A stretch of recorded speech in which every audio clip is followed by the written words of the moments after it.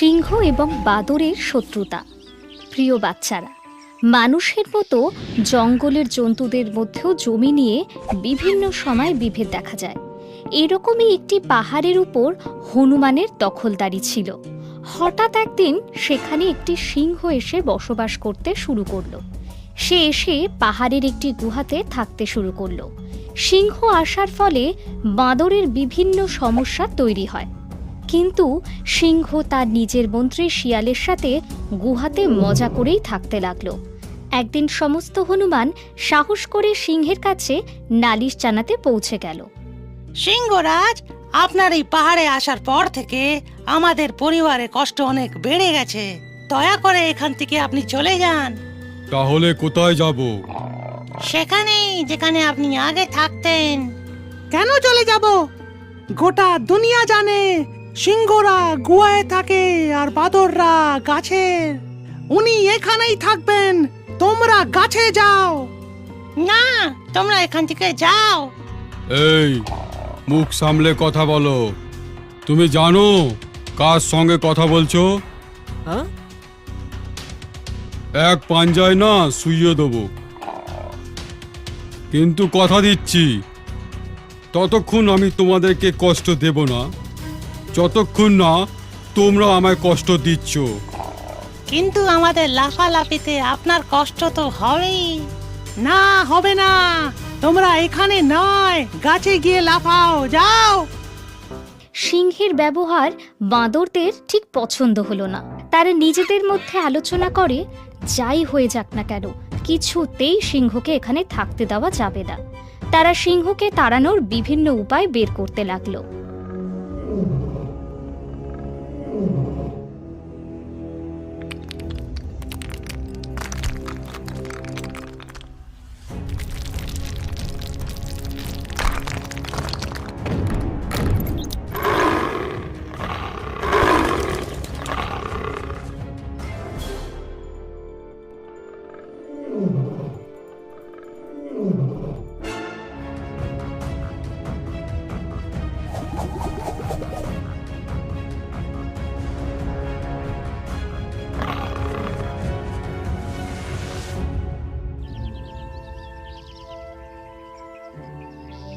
শিয়াল, খাওয়ার পরে পুকুরে জল খেতে যাওয়া খুব কষ্টর কাজ।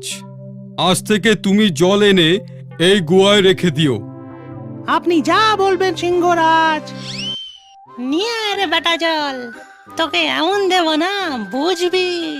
তোকে এখানে জল খেতে দিলে তো তখন এমনি নাচ গুটিয়ে পালাবি। আর তারপরে এই ঘটনা ঘটতেই লাগলো। শিয়াল যখনই জল নিয়ে গুহাতে রাখত, বাদর চুপচাপ পা টিপে টিপে আসতো আর তার বাটির মধ্যে একটা বাঁশ ঢুকিয়ে দিত। অন্য দিক দিয়ে জল টেনে বের করে নিত আর পাহাড়ের নিচের দিকে ফেলে দিত। সমস্ত জল বাঁশের মধ্য দিয়ে নল দিয়ে বাইরে পাহাড় থেকে নিচে পড়ে যেত। পুরো বাটি খালি হতেই বাঁদর বাঁশ উঠিয়ে পালিয়ে যেত। প্রথম দিন বাটি খালি দেখে সিংহ শিয়ালকে খুব কথা শোনাতে লাগলো। শিয়াল, আমি তোমায় বলেছিলাম না এই বাটিতে জল ভরে রাখতে? তুমি এইটুকু কাজ করতে পারলে না। করে তো ছিলাম সিংহরাজ, আমি তখনই জল এনে পুরো ভর্তি করে দিয়েছিলাম। তাহলে সব জল গেল কোথায়? মনে হচ্ছে রোদে শুকিয়ে গেছে। কালকে বেশি করে জল নিয়ে আসবো।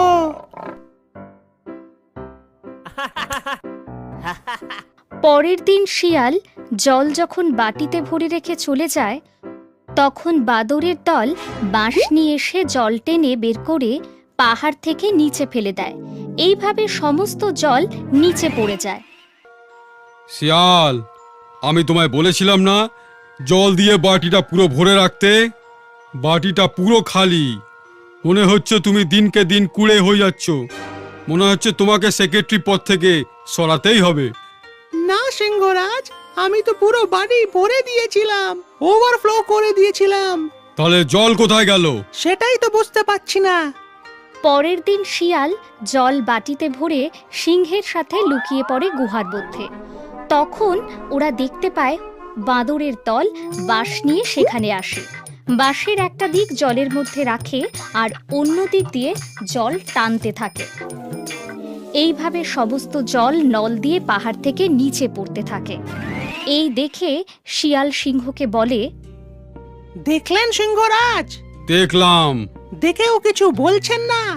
ঝাঁপিয়ে পড়ুন, আপনার এক পাঞ্জায় এদের খেল খতম হয়ে যাবে। না, আরো দেখি কতদিন আমাদের সঙ্গে এরকম করে। কাল থেকে অর্ধেক জল আমরা গুহায় রাখবো আর অর্ধেক ওদের জন্য ছেড়ে দেব।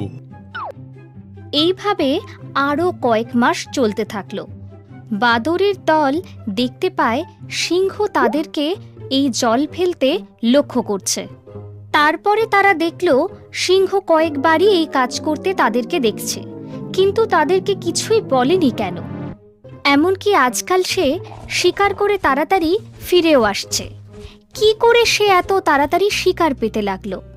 এই সমস্ত কথা তাদের মনের মধ্যে চলতে লাগলো। আর থাকতে না পেরে শেষে একদিন তারা সিংহকে জিজ্ঞাসাই করে বসল। সিংহরাজ, আমরা বাদররা খুব দুশ্চিন্তায় আছি। কেন? আমি তো কিছু করিনি। এই জন্য তো দুশ্চিন্তা, আপনি জেনে শুনে কিছু করলেনই না। আমি ঠিক বুঝলাম না, তোমরা কি বলতে চাইছো?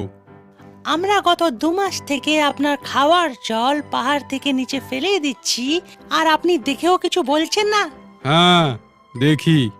তাও আপনি আমাদেরকে কিছু বলছেনই না, আর আমাদের ওপর রাগও করছেন না।